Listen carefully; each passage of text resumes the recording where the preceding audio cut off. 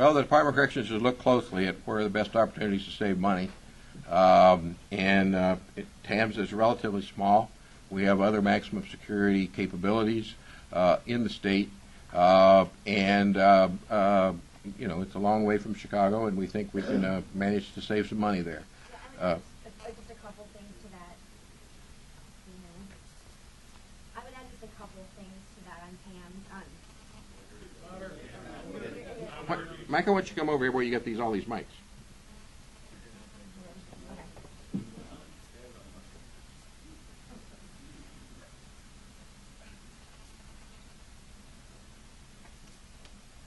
I was just going to say that the average inmate cost at TAMS is about 3 times the cost of the state average.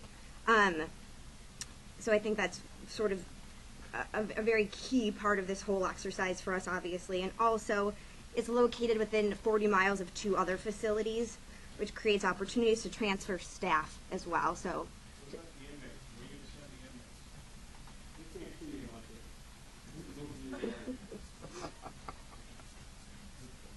Can you see me or hear me? So maximum security inmates will be transferred to the maximum security wing at Pontiac Correctional Center. We're also working through other plans, and there'll be 192 minimum security prisoners who will work to put in other locations. So can I just want to finish there. The facility at TAMS is about half full. And about half of those people are maximum security, the other half are minimum security. So we have, because we no longer have the death penalty, we don't have death row in Illinois, we have other places we can put these maximum security prisoners in the system. So TAM's about half full. We have facilities close by where the employees that are working at TAMS should be able to find other facilities to be employed. So all these are reasons why we believe we can close TAMS and save a significant amount of money in the budget. Can you give us And in addition, as Micah said, the cost per prisoner at TAMS is very high. So it's an inefficient facility.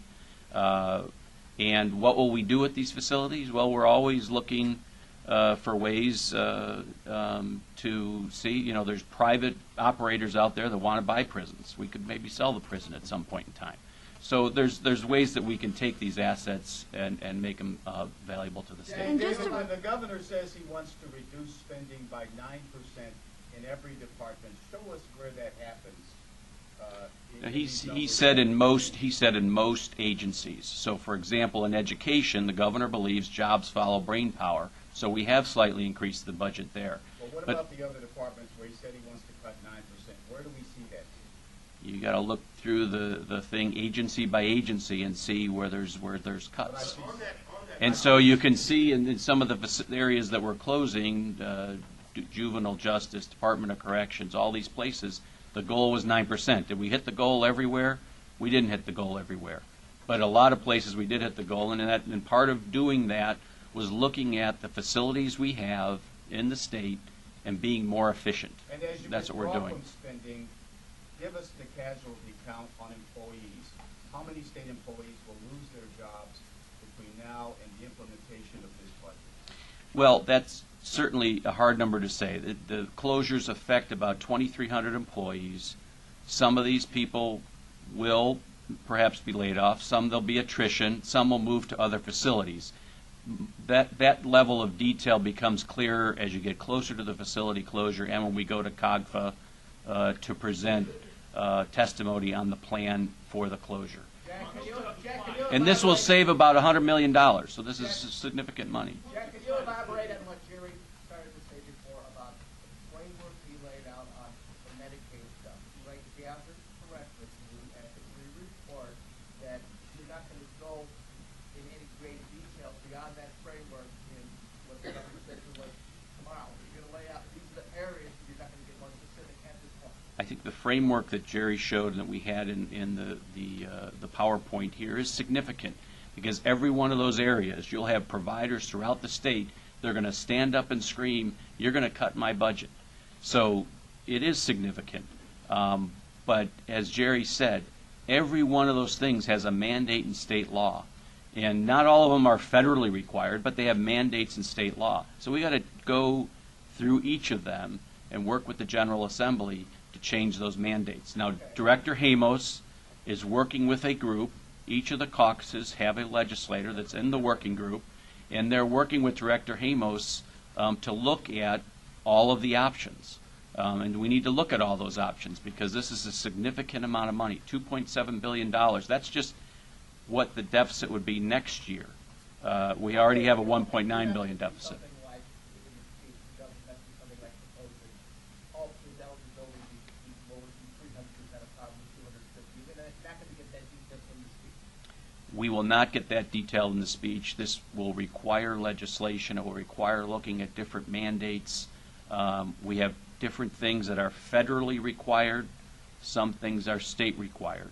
So we have to look carefully at each of those and work through that list and prioritize it. And that is only going to happen. That's why we showed the first slide. When we work together, we can achieve great things.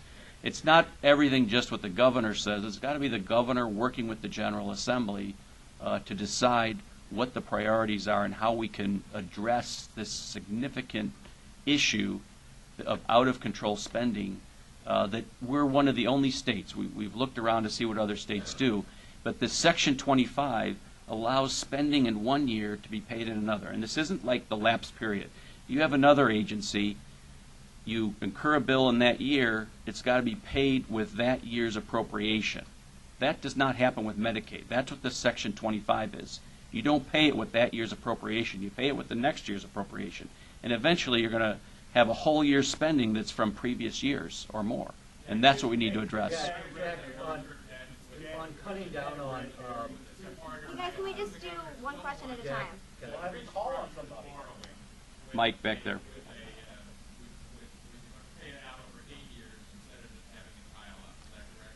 I'm sorry, I didn't hear the whole question. I assume the governor still wants to restructure the borrow, the debt, the unpaid bills, and he would like to do like an 8-year borrowing for that. We are not proposing a borrowing tomorrow. All right, now, so if that's the case, then am I correct, you're reading this, page 25, and this is close to only $163 million in debt reduction? If nothing else changes, and that's why we have to get the pensions under control, we have to get Medicaid under control, because when we have those under control, we have the ability to pay down bills and perhaps do some kind of restructuring. But we have to get those under control before we can address the backlog of bills. And part of the backlog of bills is the Medicaid. So we are How big is the unpaid backlog right a little over $8 billion. now?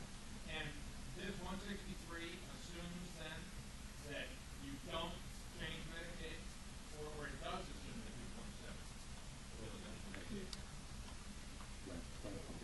the 2.7? The Medicaid appropriation is flat, but that part of the backlog of bills is this over expenditure on Medicaid. So when we have $8 billion of unpaid bills, that's part of the problem. And so if we do nothing, next year we'll have a $2.7 billion over expenditure of Medicaid bills. Still be basically at $8 billion. Still be basically where we are right now. That's why we need to do what we need to do for pensions and Medicaid, so we can work on paying down those bills. This assumes the 2.7 billion in Medicaid, right? That number's baked into this. The pension is not, I get that. In the budget, we have flat expenditures on Medicaid. And what about tax? Director, in the outline, you have other state funds increases, but I went through and told them at $476 million in other state funds increases. Where is this money, where's the $476 million increase coming from? You're talking about increases in other state funds? Yes, I netted it out. Yeah, we've been presenting here in the General Revenue Fund. Other state funds have their own revenue sources, and some of them go up over time, and that's where that money comes from.